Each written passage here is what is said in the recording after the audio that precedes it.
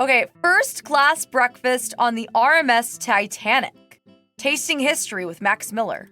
This video is brought to you by Squarespace. Last year, I recreated several dishes from the last dinners aboard the Titanic. But I completely neglected the most important meal of the day, breakfast. So today, I am recreating a first-class breakfast aboard the Titanic. A tart? So, my tastorians, I ask you, peach? Are you ready to go back to Titanic? This time on Tasting History.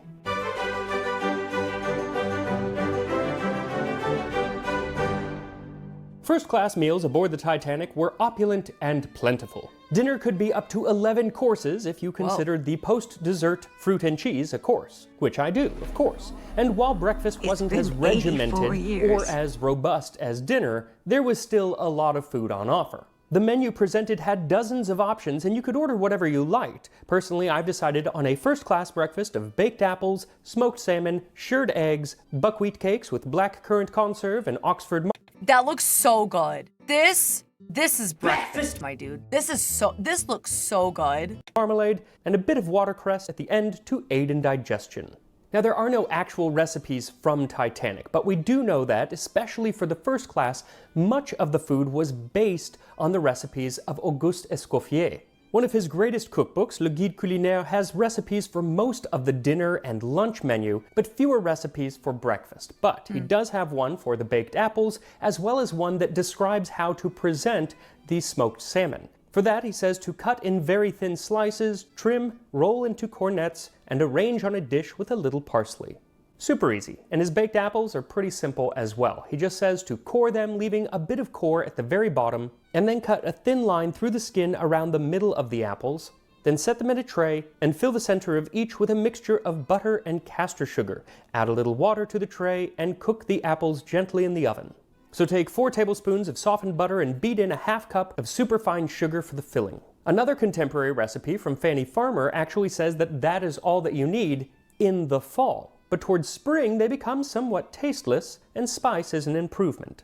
So she suggests adding a half teaspoon of cinnamon as well, and as Titanic sailed in the spring, that is what I did. Then fill the apples with the filling, then pour some boiling water into the dish, just enough to cover the bottom, and set the apples in the oven at 375 Fahrenheit or 190 Celsius for about an hour or until they're nice and soft but not mushy. Now, Escoffier does not have recipes for either the buckwheat cakes or the shirred eggs, but luckily Fanny Farmer, whose cookbook was selling off the charts when the Titanic sailed, does have recipes for those, so that's who I'm going to look to for those recipes. And speaking of cookbooks flying off the shelves, my cookbook comes out in 1 month, and my publisher is sending me on a book tour. So if you are inclined to have your cookbook signed, then come on down and hang out for a while. So the cities that I'm currently going to are LA, Seattle, Portland, San Francisco, and Phoenix, but hopefully more cities will be added soon, so I will definitely keep you up to date with how that's going. But for now, I will put links in the description to where you can sign up for those cities right now.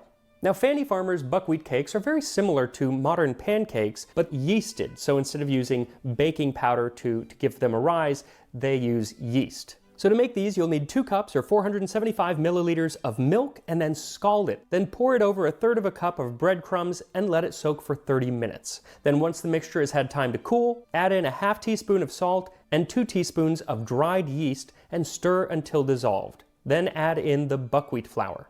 Now, Fanny is not specific on exactly how much buckwheat to add. She just says, add buckwheat to make a batter thin enough to pour. For me, that... Now, when I've used scalded milk before, it was for recipes like making cinnamon rolls. Yes, cinnamon rolls. To make like a fluffier, softer sort of dough. So I imagine with the buckwheat, it would help with consistency. It was about a cup, then cover the batter, let it rise overnight. Then she says, in the morning, stir well, add molasses, and cook as griddle cakes. So stir in 1 tablespoon of molasses, then pour a bit of the batter onto a hot griddle over medium heat, and let them cook for about a minute to a minute and a half before flipping them over and letting them cook for another minute. And you can make them any size that you want, but the larger they are, the harder they are to flip.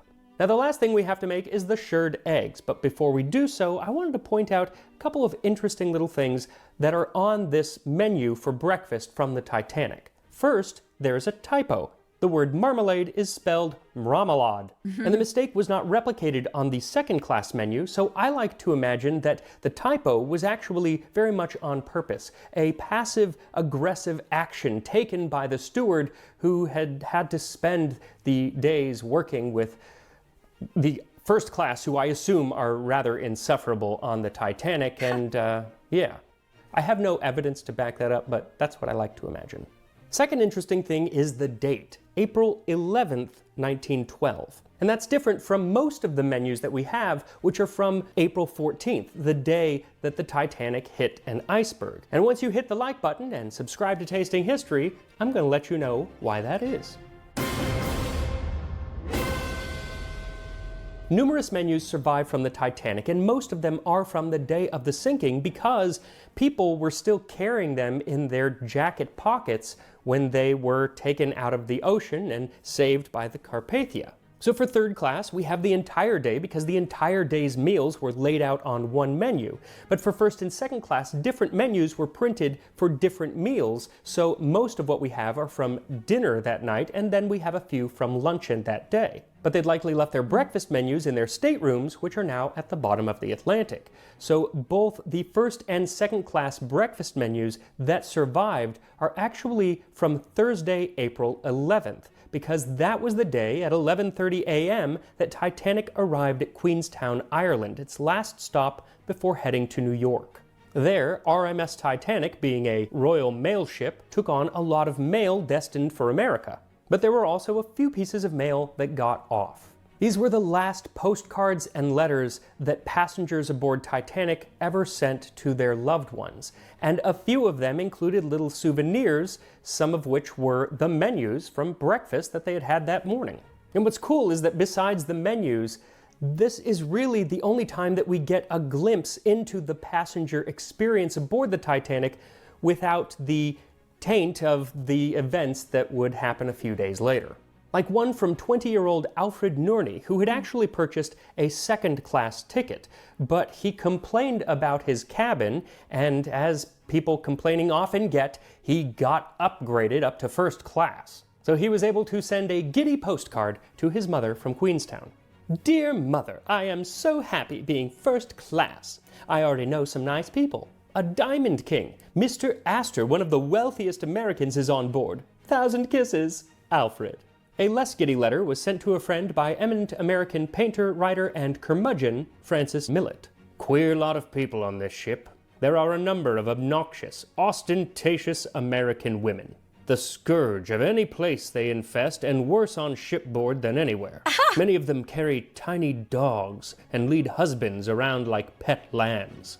And he wasn't wrong. There were a number of first-class ladies who did bring their little dogs with them. There were actually 12 dogs on board, most of whom spent their days in the kennel on F deck, though 4 of the smaller dogs would stay in the cabins with their owners. Now 3 of these dogs being kept in the cabins were the only dogs to survive the sinking, and even then, in one case of the Pomeranian lady, she was only able to get onto a lifeboat because her owner wrapped her up like a baby, and the crew member thought it was a little baby she was carrying. "I have a child!" And supposedly, That's so when saved funny. by the Carpathia, those crew members didn't want at least one of the dogs to come aboard, but luckily, all 3 dogs did get off the lifeboats and onto the Carpathia and survived. But the 4th dog, Frou Frou, who did stay in a cabin, he did not survive because his owner, Helen Bishop, later wrote, "The loss of my little dog hurt me very much. I will not forget how he dragged on my clothes. He so wanted to accompany me." But there would be little sympathy for a woman carrying a dog in her arms when there were lives of women and children to be saved. There's a sad story, the veracity of which is somewhat suspect, of Anne Elizabeth Isham. Now, she had gotten into a lifeboat, and the lifeboat was ready to go down when she got out to go to the kennel to save what in most stories is a Great Dane. And she never made it back to the lifeboat. That _1 And whether or not _Warlock it's true, subscribed. again, suspect, but it is true that she is one of only 5 female first-class passengers to have died on the Titanic. Now, if one did decide to bring a dog on board, they had to pay. You basically had to buy a ticket at a lower price for your animal. There was even a 25-penny fee paid for a canary that sailed from Southampton to Cherbourg and got off at Cherbourg, surviving the Titanic. Now, whether or not you had a dog or a canary with you, if you were an early riser, you could have tea and scones brought to your stateroom, but for most, mealtime was served from 8 a.m. to 10 a.m. But where you enjoyed your breakfast was very much up to you. In the first-class dining room, over 550 passengers can dine at the same time, and a feature of the room is the arrangement of the recessed bays, where family and other parties can dine together in semi-privacy. And hopefully you had thought ahead and decided where you wanted to sit before you boarded. But passengers who have not previously arranged for seats at table to be reserved should apply for same to the second steward. Children are not entitled to seats in the saloon unless full fare is paid. Now, if you wanted something a little more elite, you could take your breakfast in the a la carte restaurant on B deck. Now, meals at the a la carte restaurant were not included in the price of your ticket, breakfast costing an additional 3 shillings. But the food and experience were supposed to be exquisite, and more importantly, exclusive, because you did have to have reservations made ahead of time. As Lady Duff Gordon said, "Fancy strawberries in April, and in mid-ocean. The whole thing is positively uncanny." Why, you would think you were at the Ritz. And many passengers did refer to the a la carte restaurant as the Ritz. But if the Ritz was still a little too public for you, or if you'd simply had too much brandy in the smoking room the night before and just couldn't be bothered to drag yourself down to the dining saloon, you could take a full breakfast in your room. Or if you had one of the 2 deluxe parlor suites on B deck, like Rose from Titanic, you could dine on your own private promenade deck. One thing that made this possible aboard Titanic was the advent of these silver plate food warmers, along with hot water sleeves that would kind of go around the food trays to keep things warm, similar to those insulated bags your pizza comes in when you order delivery. That's and clever. if you were dining in your room, you'd likely be ordering from the menu that we are using today. And that menu, along with all of the menus, would have been put together by the chief first-class steward, Andrew Latimer, along with the chefs on board. Now, we obviously know about the dishes that we are making today, but there are a few other things on the menu that I kind of want to point out. First, Quaker Oats and puffed rice, both of which were made by the Quaker Oats Company, an executive of which, Walter Donald Douglas, was traveling aboard Titanic. I can only assume that when he saw his company's product on the menu, he would feel obliged to order it as long as he had room after eating all of the meat that was provided on this menu. Grilled mutton, kidneys and bacon, grilled ham, sausage, sirloin steak, mutton chops, and of course, lamb collops. Slices of meat, in this case lamb, that was served with a sort of brown gravy and mushrooms very often, but there are different ways to make collops. Also, in England, the Monday before Lent is known as Collop Monday, and that's a day that everybody would eat collops, though I prefer the following day, which is Pancake Day. Thank you very much. Pancake Other Day. breakfast options were eggs made most any way, as well as potatoes, mashed, sautéed, or jacket, that is, baked potatoes. And for bread, which there was plenty of, you could have scones, cornbread, or Vienna or graham rolls. And Vienna rolls were only called that in England. Most other places called them Kaisersemmel or Kaiser rolls, and that's because the design on them looked like the Kaiser's crown. German rolls. They can be made in all sorts of ways, but the shape is really the important thing, and today usually they're quite large and we eat them for sandwiches or hamburgers, but most of the older recipes that I was looking at call for rather small, tight buns like meant for breakfast. There you go. Tight buns. Now, graham rolls were also on the smaller side and were made of graham flour, which today is mostly just used for graham crackers. And all of these would have been baked daily aboard Titanic by the chief baker, Charles Joffin, and his team of bakers. And I did a whole video on him and how he survived by getting drunk and then riding the stern down, again alongside Rose from the movie. Now, to accompany the bread, you had the options of black currant conserve, basically jam, Oxford marmalade, sometimes written as marmalade, at least on the menu, and that was, on the ship, it was Frank Cooper's Oxford marmalade, and you can actually still buy that today. I did. What I did not buy was the Narbonne honey. The real Narbonne honey, which is made in a specific region in southern France.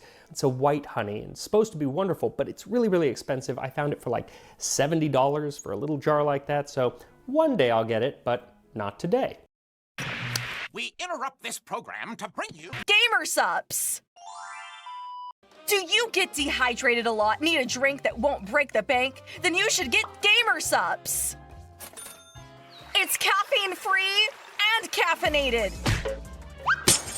It's sugar-free! It's freaking keto, man! Compare it with things like Red Bull coffee. Oh, no. Get that out of here! Quench your inner gamer with Gamersupps!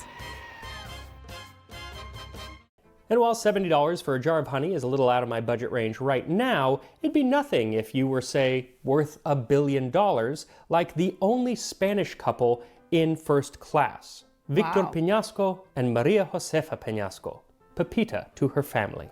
And while their story really has nothing to do with breakfast other than the fact that they would have eaten it while aboard the ship, I really wanted to tell their story because I think it's fascinating and it's definitely one of the lesser known stories from the Titanic, so please indulge me.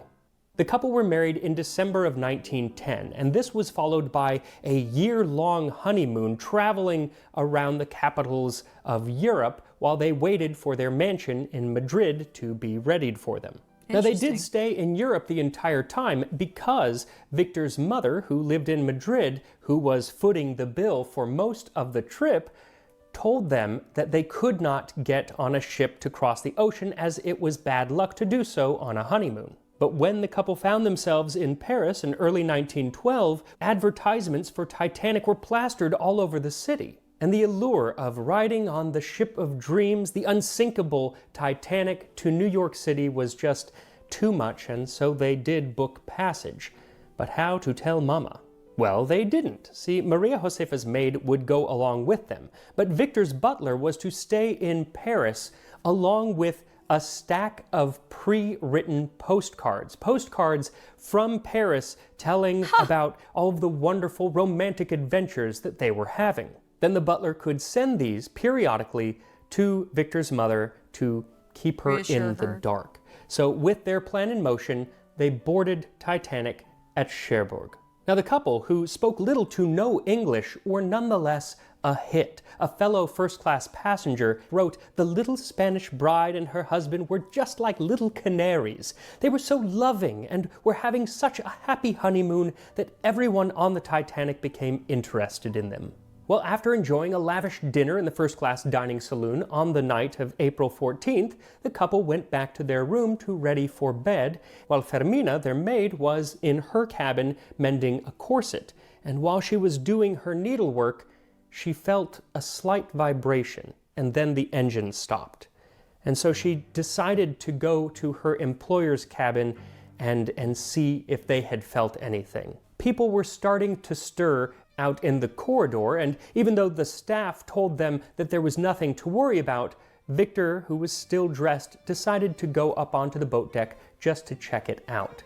When he went up there, he saw crew members readying the lifeboats. So he immediately went back down to his cabin and told both of the ladies to get dressed and head on up. Now, when they arrived up on deck, the band, which had been playing at their dinner just a couple hours earlier, had come out onto the boat deck to play some upbeat music to alleviate the worries of anxious passengers. And Victor tried to figure out exactly what was going on and how to get them to a lifeboat, but he didn't really know English, and so it was very confused. And frankly, even if you did know English, the entire situation was very confused.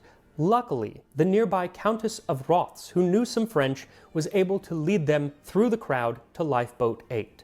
Of course, at this time, it was still very much women and children first, and so Victor knew that he could not accompany his wife into the lifeboat.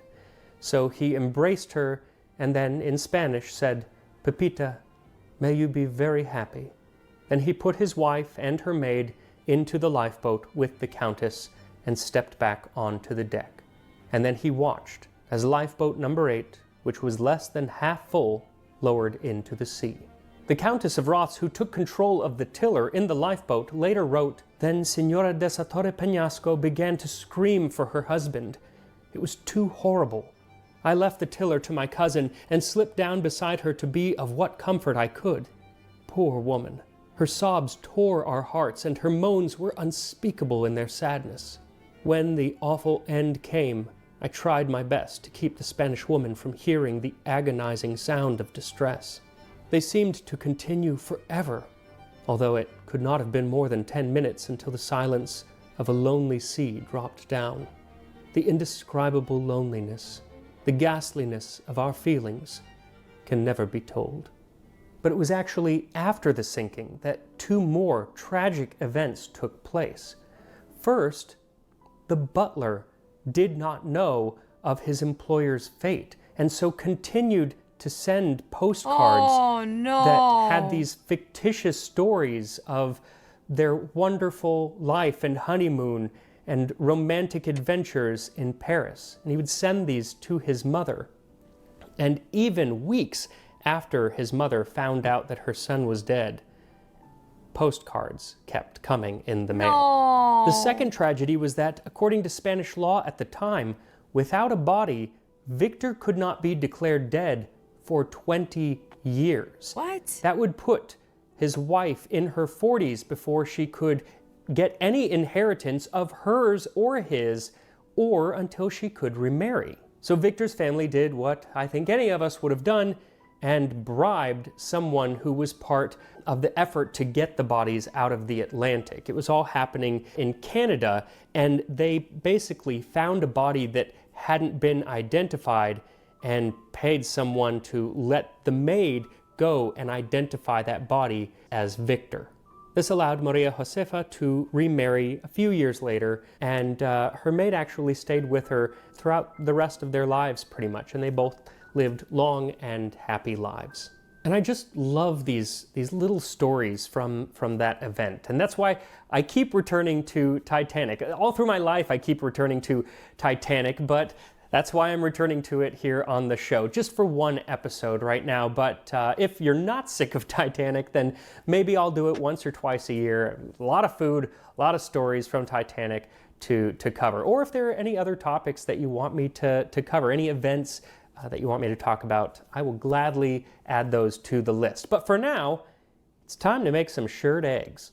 So the recipe for shirred eggs that I'm using comes from Fanny Farmer, and she says to mix some melted butter with breadcrumbs. Then line the bottom of a ramekin with a bit of the breadcrumbs. She also says you can actually scoop out a tomato and line the bottom of that with breadcrumbs. Either way, gently slip 1 or 2 broken eggs into the cup, then sprinkle with salt and pepper, cover with buttered crumbs, and bake. I put them in the oven at 375 degrees Fahrenheit, 190 Celsius for about 15 minutes, but it's gonna kind of depend on the eggs and what they're in, so you're just looking for a slight wobble. Your boy and we Bullock add that to the rest of our resubscribed. breakfast, and here we are. A first-class breakfast aboard the RMS Titanic.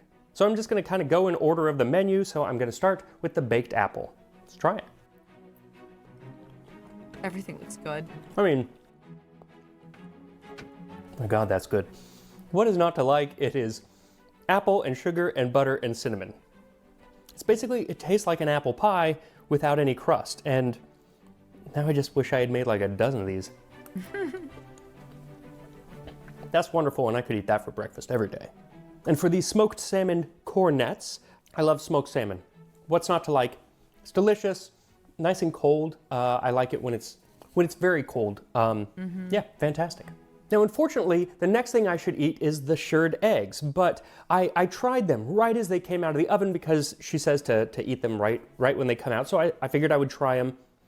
And it turns out my, at one time, very mild allergy to egg whites has become a not so mild allergy to egg whites, and I'm not going to put myself through that again, so I'm not going to try it. Suffice it to say, they were creamy and kind of had a wonderful crunch from the breadcrumbs, and then my mouth swelled up, so I couldn't eat anymore. But they were fantastic. Not entirely sure how I'm going to tackle things going forward because, well, I was planning on doing deviled eggs soon, but maybe I can just eat the inside. I don't know. And it's weird because if it's like baked in a cake, it's fine. But when it's just the egg white, bad things happen. So instead, I'm going to move right to the buckwheat cakes. And traditionally, these would be served with syrup, but I want to just try it without anything just to get the flavor because they look very different than a normal pancake.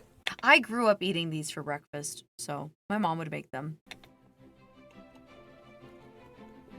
They taste very different from a normal pancake. Buckwheat is such a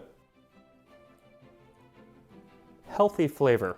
We'll say that. What I do love, though, is that little bit of sourness from the yeast that rose overnight. And so I would definitely make these with I would just use regular flour. I don't like buckwheat flour all that much. It's just such a strong flavor. It would take a lot of syrup to kind of overcome that. But I know some people that really love it, so if you love it, then make buckwheat cakes. Now I do also want to try both the black currant conserve and the vintage Oxford marmalade. And this is actually the brand that they had on the ship. This one is not, but this is the brand that they had on the ship, and you can get it still and it says vintage Oxford marmalade. They have different types. The vintage kind, it's much darker than modern marmalade tends to be. Here you can see the color, but it's very dark, and it's very bitter. At first it's like really sweet, but then it becomes bitter, and it's the bitterness that stays in your mouth. And I wish it was the other way around. It was like bitter and then it's pleasantly sweet. It's the other way around. So it kind of becomes a little bit of a punishment in my eyes at the end. But this, on the other hand, I mean, I could have that on bread 3 meals a day. Fantastic. The seeds definitely get caught in your teeth. Yeah, they're going to be there all day now, but that was just a little bit too. But it's so good. It has this slight, what I associate with medicine, like a medicinal flavor, but in the best of possible ways. I don't mean that in a bad way at all. It's more of like it recalls medicine, but delicious. Now, at the very end of the meal, they would have some watercress. It was thought at the time, and I think it still is, to help with digestion, and it was very popular. Tastes like watercress, you know, kind of a wonderfully earthy green. I don't know how they would have had it, but I think just plain. Anytime I think of watercress, I think of, have you ever seen The Witches? They always had, like, that scene with the watercress soup. Anyway, that's what I think of when I think of watercress. Sometimes they would put in a salad in other recipes, but I think here it would just be plain. It's interesting. There's also like a spiciness to it. That took a second. So overall, everything was delicious, but the baked apple kind of takes the cake or the pie. For me, you should definitely make that one. Everything else, wonderful, the smoked salmon and everything, but yeah, the baked apple, definitely make that. It's really easy.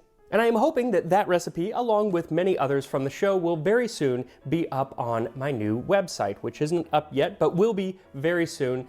It will be tastinghistory.com, and I am making it through the help of Squarespace, who is sponsoring this video. Building a website with Squarespace is astonishingly easy. It is dynamic, and you can basically make anything that you want with their many, many tools. And they have tons of options to make your site more robust, like their powerful blogging tools and their e-commerce extensions that help manage inventory and promote products, really and to help connect directly with your audience, which is so important. They have email campaign tools and the ability to create gated, members-only content to help you generate additional revenue. So if you are looking to build a new website or just to retool an existing one, check out squarespace.com/tastinghistory and get a free trial plus 10% off of your first purchase of a website or a domain. And I will see you next time on Tasting History. This is so cool. Okay.